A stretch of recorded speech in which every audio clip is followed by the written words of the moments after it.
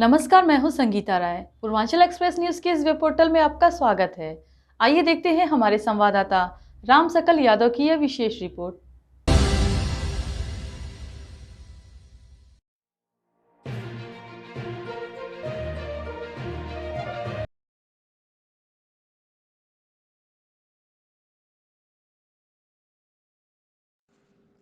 आजमगढ़ कड़ाकी ठंड और शीतलहर के बीच आजमगढ़ में प्रशासन की संवेदनशीलता उस वक्त देखने को मिली जब जिलाधिकारी रविंद्र कुमार शुक्रवार देर रात खुद सड़कों पर उतर आए।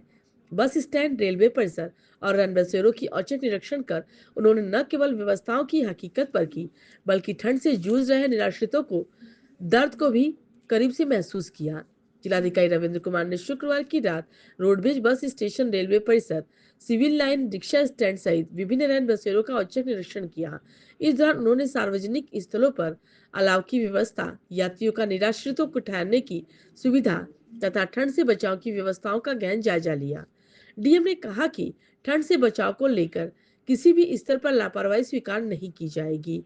रोडवेज परिसर में निरीक्षण के दौरान एक अलाव के पास गमछे से अपने कान ढककर लकड़ी ताप रहे बुजुर्ग को देखकर जिलाधिकारी वहीं रुक गए।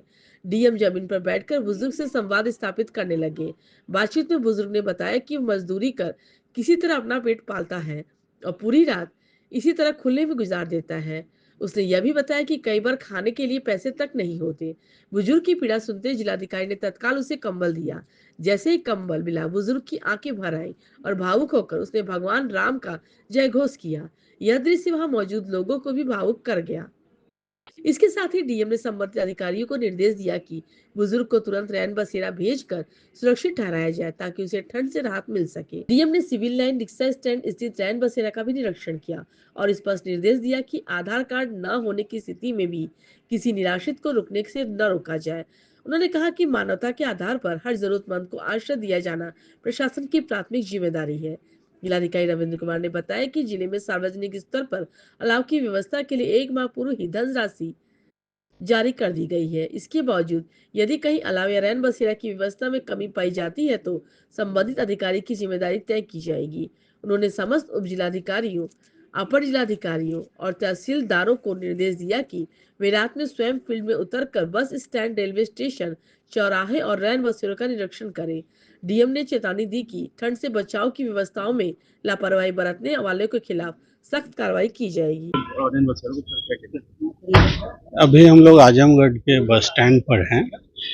बढ़ती हुई ठंड के दृष्टिगत आज हमने समस्त तहसीलों में निर्देशित किया है कि एसडीएम, तहसीलदार, नायब तहसीलदार समस्त जनपद में जितने रैन बसेरे हैं, जितने बस स्टेशन हैं, जितने रेलवे स्टेशन हैं और फुटपाथ पे रात में भरबंद करेंगे। जैसे अभी लगभग कितना बज रहा है, 9 बज रहा है, मैं यहाँ हूँ, हमारे समस्त एडीएम, एसडीएम सब फील्ड में हैं।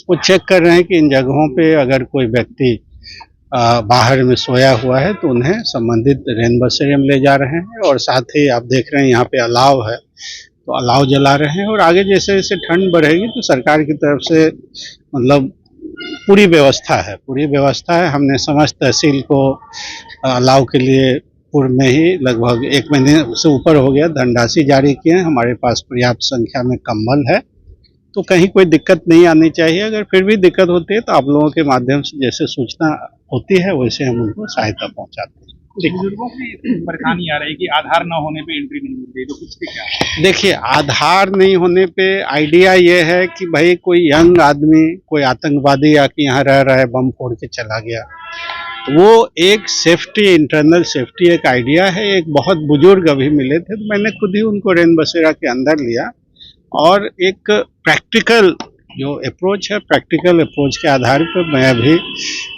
समस्त एसडीएम्स को सामने वीसी लेके बता दूंगा कि इंटरनल सेफ्टी को ध्यान में देते हुए अगर कोई बहुत कमजोर है, लाचार है तो उन पर निगाह रखे। बट डॉक्यूमेंट कोई वैसा कंपलसरी हमने नहीं किया है कि किसी के बुजुर्ग के पास डॉक्यूमेंट नहीं हो तो उनको आप बाहर रखिए, अंदर नहीं जाने दीजिए। But at the same time internal security भी हमारा एक कंसर्न है।